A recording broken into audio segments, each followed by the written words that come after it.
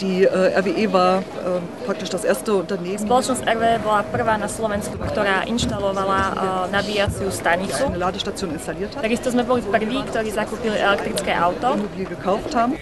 A ďalšou aktivitou VSE bol v rámci Európskeho týždňa Mobility elektrotaxík. V centre Košíc premával v 2. septembrovom týždni a celkom využilo jeho služby takmer 300 Košičanov a návštevníkov mesta.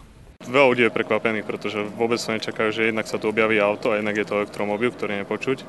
Náklady na palivo zhruba 2 až 4 centy na kilometr, zrýchlenie 15 sekúnd, maximálna rýchlosť 130 km. Väčšinou by chcel, aby sme chodili aj mimo námestia, nie len cez námestie krížom. Vodičmi elektrotaxíka boli počas celého týždňa dobrovoľníci z VSE. Nakrátko si profesiu vodičky taxíka vyskúšala aj viceprimátorka Košíc.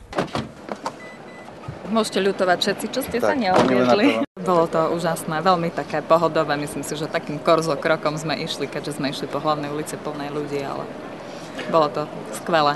Určite by som chcela mať elektromobil. Chceme sa s ním zviesť, lebo ešte som nešiel v takom taxíku. A je to práve aj lepšie pre naše životné prostredie. Zaujímavosť. Ten záujem teda bol dostatočný a celkom si myslím, že táto aktivita tými Košičanmi bude aj patrične a možno posúdená ako také niečo pozitívne a nové. Je to veľmi tichučký motor a energeticky nenáročný a keď má toto auto 120 km dojazd, tak by to využili ľudia do roboty.